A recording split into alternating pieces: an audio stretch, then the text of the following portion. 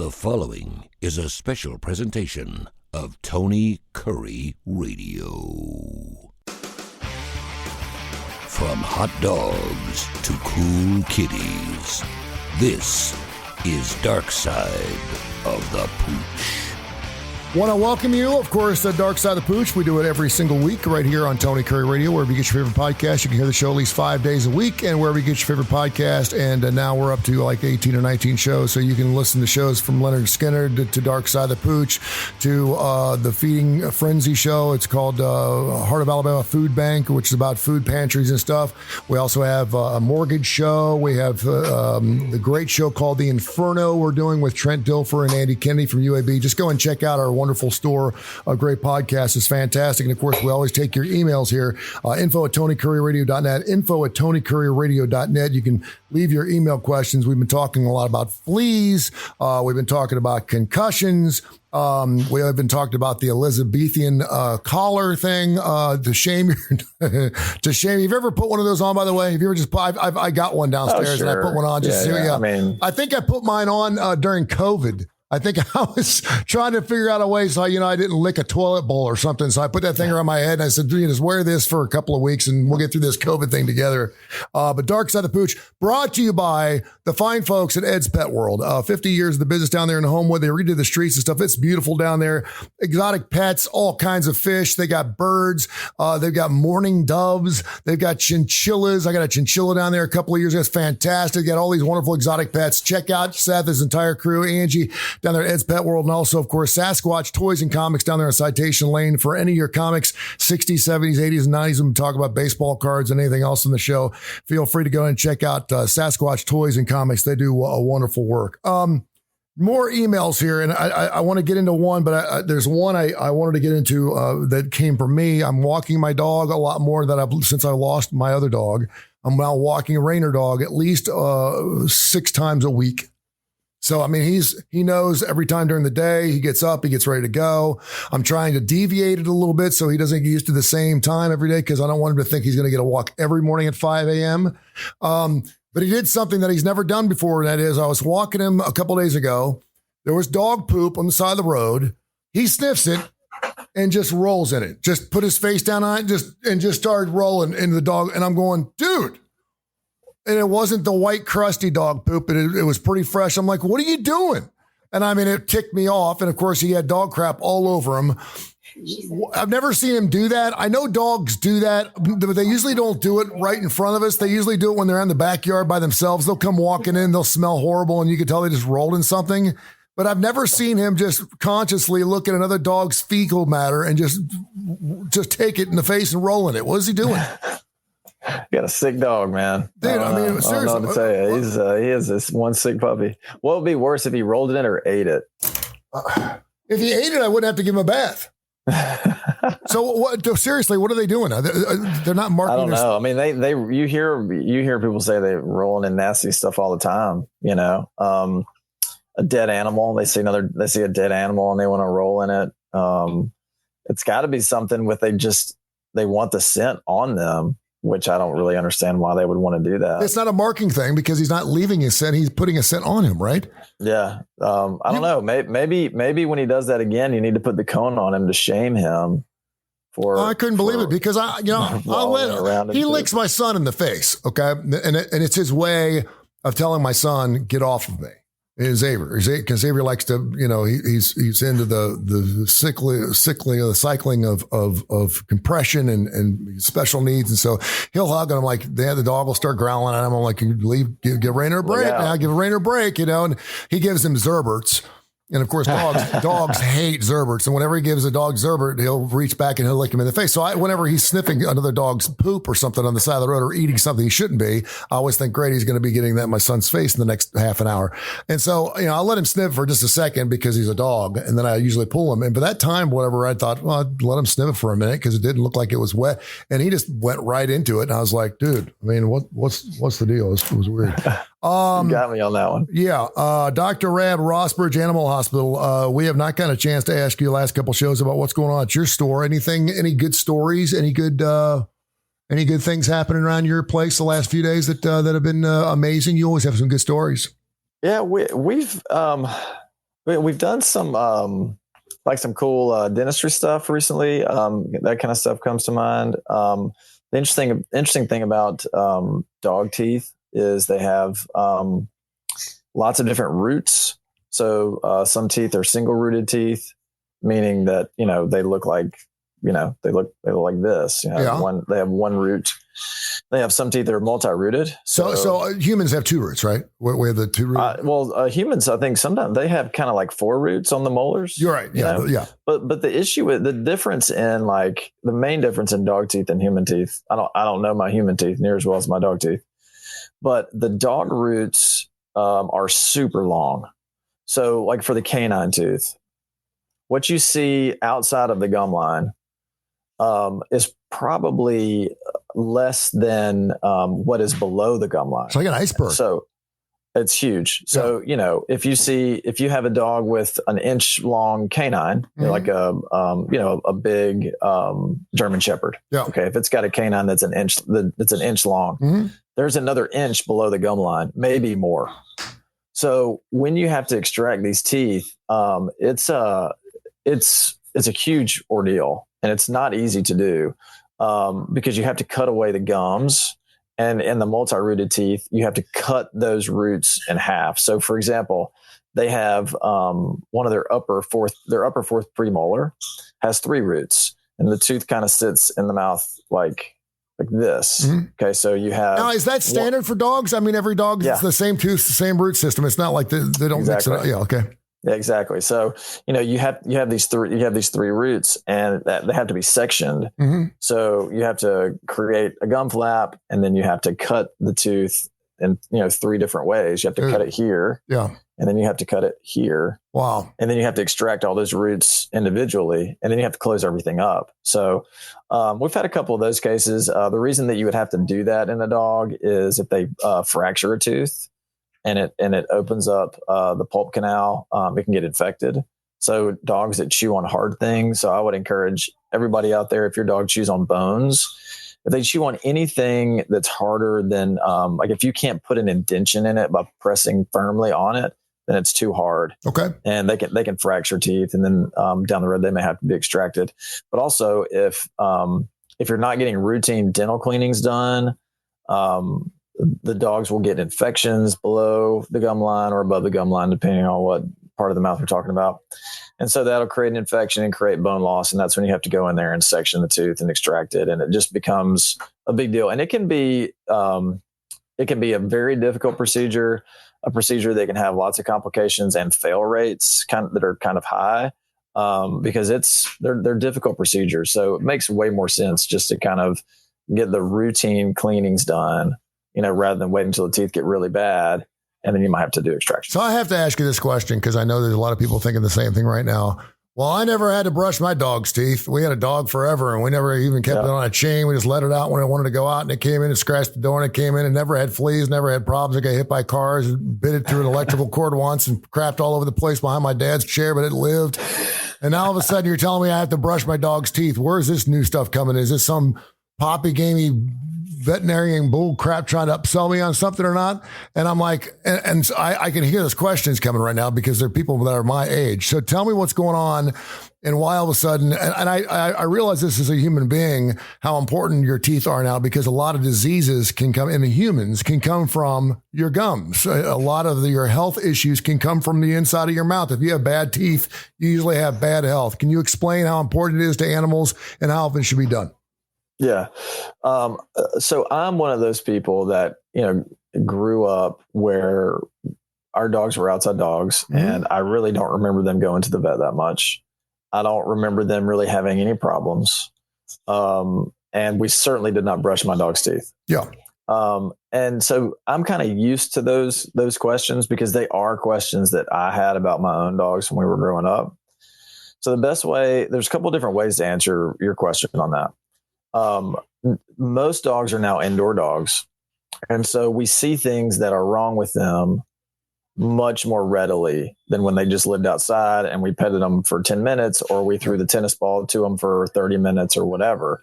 Now they're in our face while we're watching football and we smell their disgusting breath. Mm-hmm. Okay. And that makes us wonder, why is your breath so bad? Oh, it's because you basically have infected calcium growing on your teeth. Yeah. And that's the bacteria that's in it is going to get underneath the gum line and it's going to mess with the tooth roots. So, okay, let's fast forward to that. Now, there's a bunch of dogs that have horrible dental disease. And there's a bunch of dogs where those teeth would rot right out of their heads just fine. And they may never have a problem. Yeah. But you're going to get, maybe 20% of the time, this little dog's going to come in and it's going to have a wound right here below its eye, a draining tract that it'll open up and it'll be there for a couple of weeks and then it'll close up. And then 2 months later, comes right back. The reason it has that draining tract right there is because the tooth we were just talking about, that 3-rooted tooth, which sits right below that, has an infection at the tooth root. Oh, wow. So that infection has festered and created enough pressure where it pops out through the area of least resistance, which is the skin below the eye. That's absolutely disgusting. Yeah. So we saw a dog at the end of last week where that exact same thing had happened. They had ignored, the dog's horrible dental disease for years. And so now that's happened. Now, again, 80% of the dogs, the teeth will rot right out of their head and they'll be fine. Yeah. But you'll have 1 in 4, 1 in 5 where that happens. And instead of just having your dog's teeth cleaned once a year, or maybe once every other year, now you've got to do a surgical extraction of that tooth, which is expensive, which is, let's be honest, dangerous. I mean, the dog's 13 years old. Yeah. It weighs 7 pounds, not exactly a great anesthetic candidate. Yeah. And now you've got to go in and remove apical bone. You've got to do, a flap of the gums, which, sometimes doesn't heal well when you sew gums back together. So, I think it's just, we're spending more time with our dogs. We're seeing these problems more than we would if they still lived outside.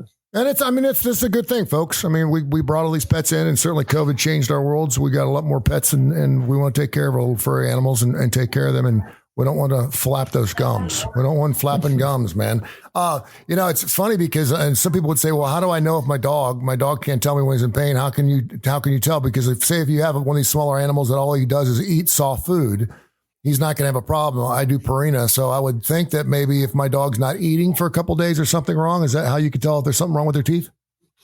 Well, so sometimes they'll just continue to eat just fine. Yeah.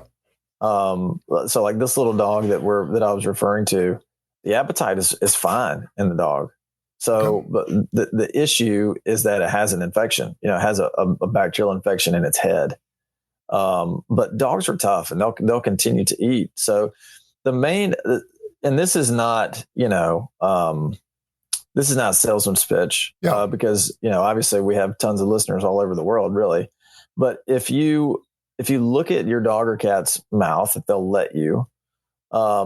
If you start at the gum line, if you start to see accumulation of calculus, which is brown, start at the gum line and then it'll work its way down the tooth.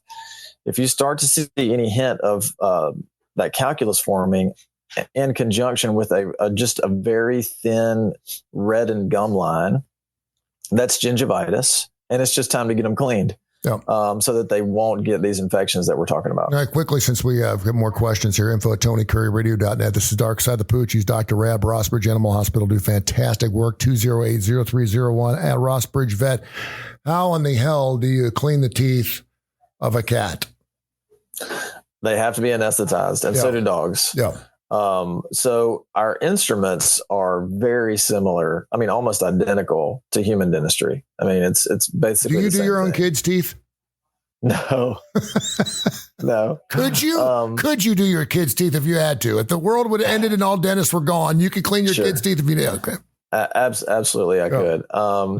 But I would not want to use the same instruments that I've put in a dog's mouth, even though we sterilize them. I just don't know if I could bring myself to do it. But I did. I worked with someone one time who would use the dog instruments on their own teeth. Nice. Info at TonyCurryRadio.net. Info at TonyCurryRadio.net. We got more email questions. Rossbridge Animal Hospitals, Darkside the Pooch. We do it every single week.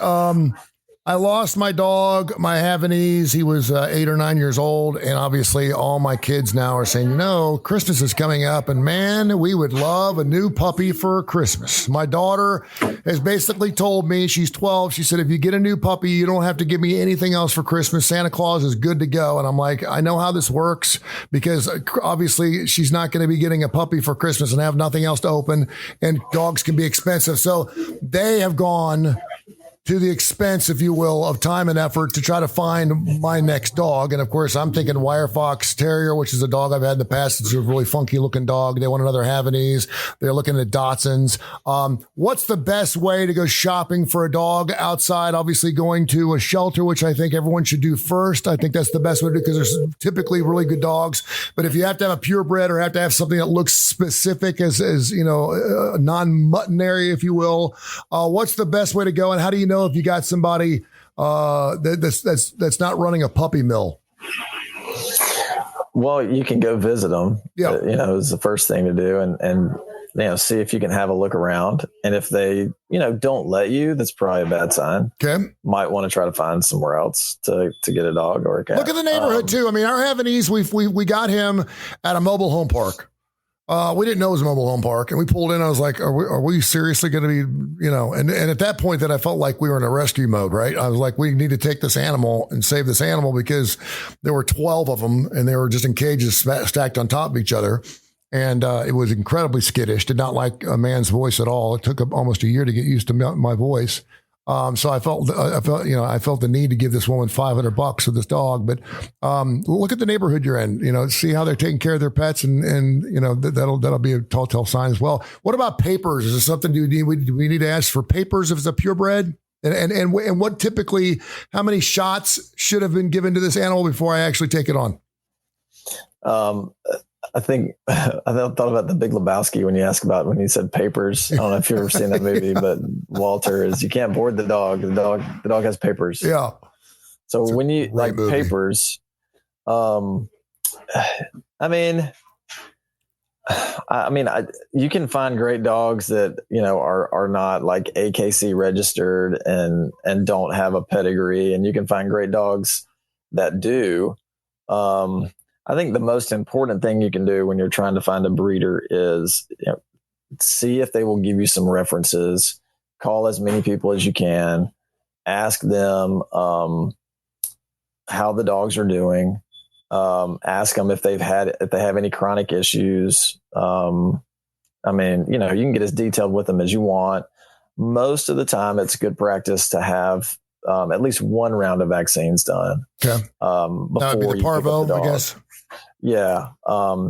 Parvo. And then sometimes they'll also give them a lepto vaccine, sometimes bordetella, but at least one round of vaccines. And sometimes we'll have dogs that have had multiple rounds of vaccines. And it's not always, I will say if you have a breeder and they just haven't done anything to it, that has never seen a veterinarian, they give the vaccines at home, quote unquote.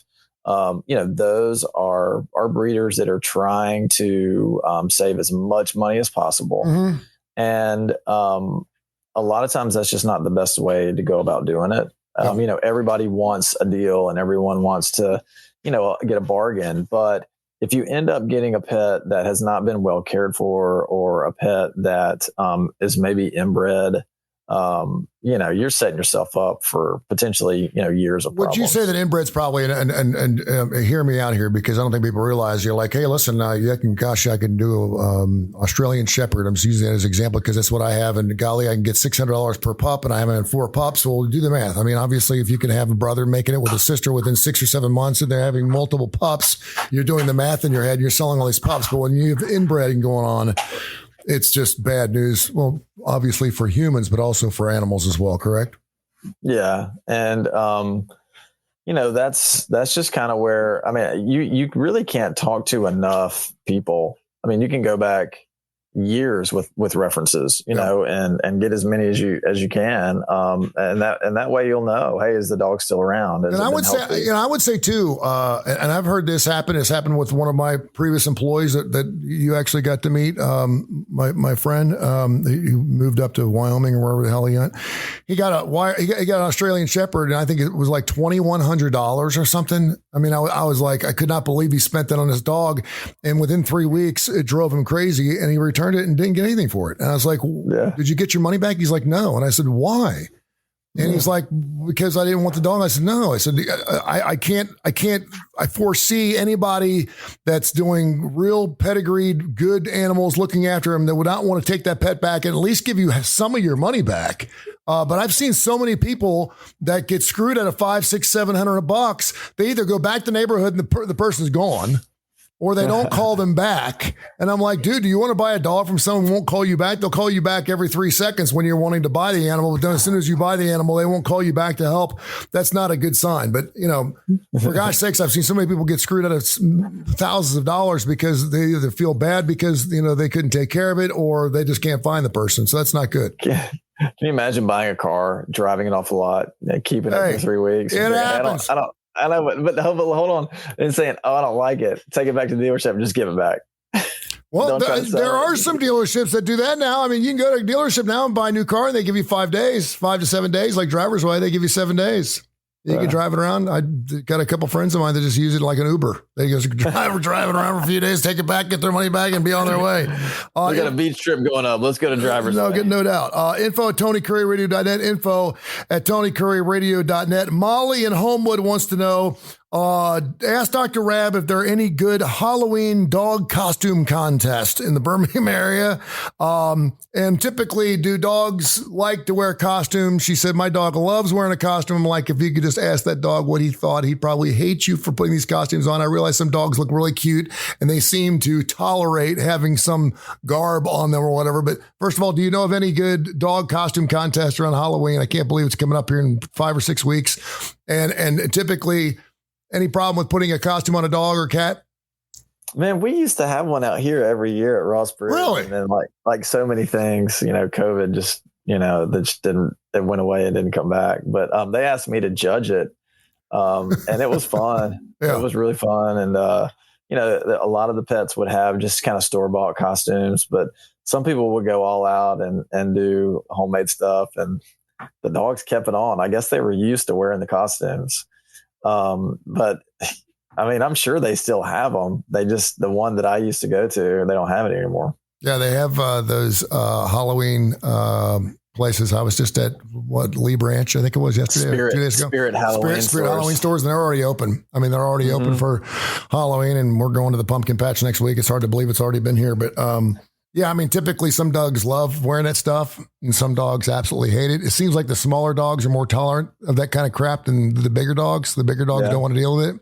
I'll tell you, this time of year, we start to see a lot of jerseys. Yeah. A lot of jerseys, dogs coming in with their Bama jerseys or their Auburn jerseys. And there you go. They're coming in Friday afternoon or Saturday morning. And, you're going to see too many of those Auburn jerseys if they're losing to teams like California. I'm just saying, man, that's I'm not sure what's worse, the offensive line or the quarterback play, but it's the Auburn's in for a rough year. You could be a UAB Blazer fan like I am, and you could have bigger issues. I got news for you. One of my shows, I have to hope that team does well because it helps Tone the Bones podcast network, and it's not working out real good. Hey, listen, it's way better for boarding business for football to be good in this state, like Auburn and Alabama. It's way better for boarding business. People still go to the games. I got you. Anything else going on in your world you want to share with us before we let you fly? Oh man, I mean everything's good here. Everything's great. We appreciate anyone that comes and sees us and trusts us with their pets. We love it. So just super thankful. We've been open for 7.5 years. And wow, it's been fantastic. 7.5 years. Sasquatch Toys and Comics down there on Citation Lane in Homewood. They do comics in the 60s, 70s, 80s, toys unopened in boxes. You can buy, sell, trade. You find stuff in your grandma's attic, take it down there, and it's probably worth some big time bucks. Everything from Legos to Star Wars stuff, you name it. They've got watches, all kinds of really cool stuff. And of course, Ed's Pet World has been in business now for 50 years in beautiful Homewood. Still the coolest pet store in the world. I go down there at least once a week, see Angie, the entire crew. They have all kinds of exotic pets, birds, chinchillas. They have mice and rats for your snaky, if you got a snake like I do. All kinds of cool stuff. Great fish as well, too. Check out Ed's Pet World. Tell people how they can find you, my friend. You can call us at 208-0301. You can email us, rossbridgeanimalhospital@gmail.com, or you can find us on the Facebook. This has been a special presentation of Tony Curry Radio.